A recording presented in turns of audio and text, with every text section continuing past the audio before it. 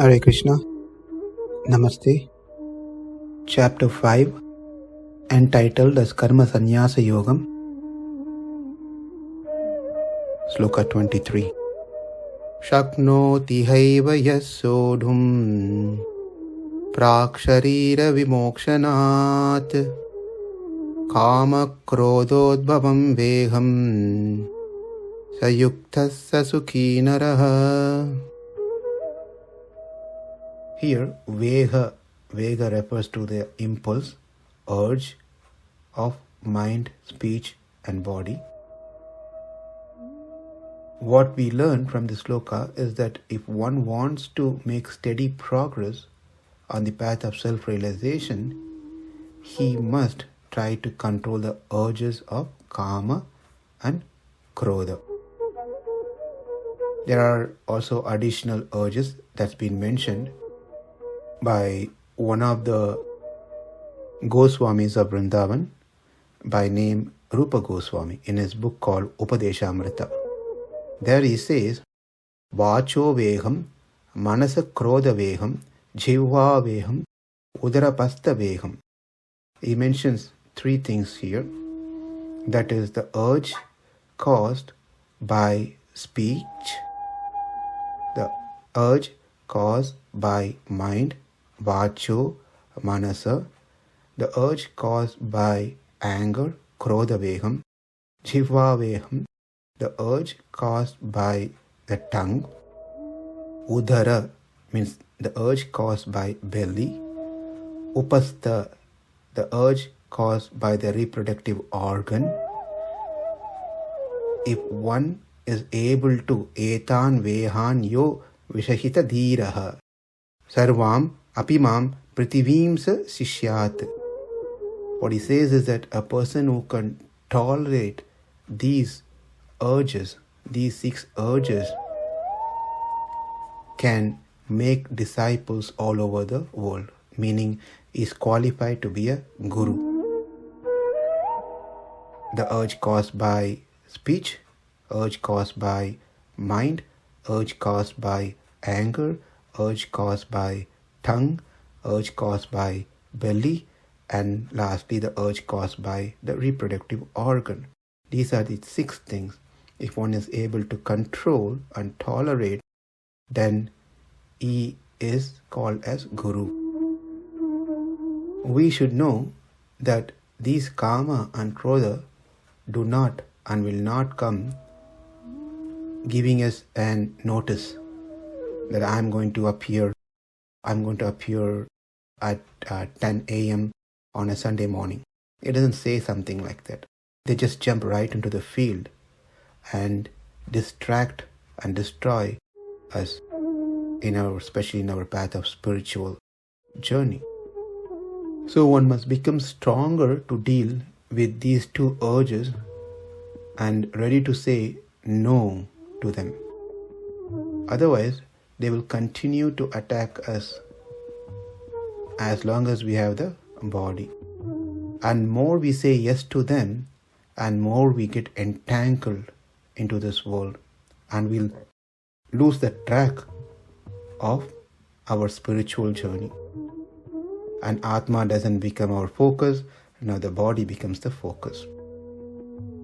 If the determination is stronger to attain the higher taste, then these kāma and krodha can be blocked.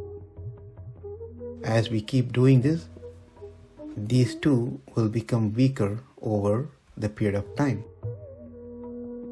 When we decide for something, then we need to take a step back before start processing it, getting into the planning stage and then executing it. We have to step back. One has to contemplate on how this object that I want to enjoy will help me in my journey towards my self-realization. And when we do that, we will get an obvious answer that it will not help us at all, because it's all related to the senses and body. Therefore, by this contemplation, we'll come to a conclusion that I should not be engaged or encourage the urge of karma. Then one can say no to that. Likewise, when we get angry on a situation or a person, as we already discussed, the anger is not going to come and tell that I'm coming at this time. So it's going to be obvious, natural sometimes, that it just appears there. At that point of time, rather than executing or encouraging the anger, krodha, we step back before bursting out. Think why we are angry. What will be the result of executing this anger? Will I be in peace during the stage of anger? And after the anger has been executed, will I be in peace?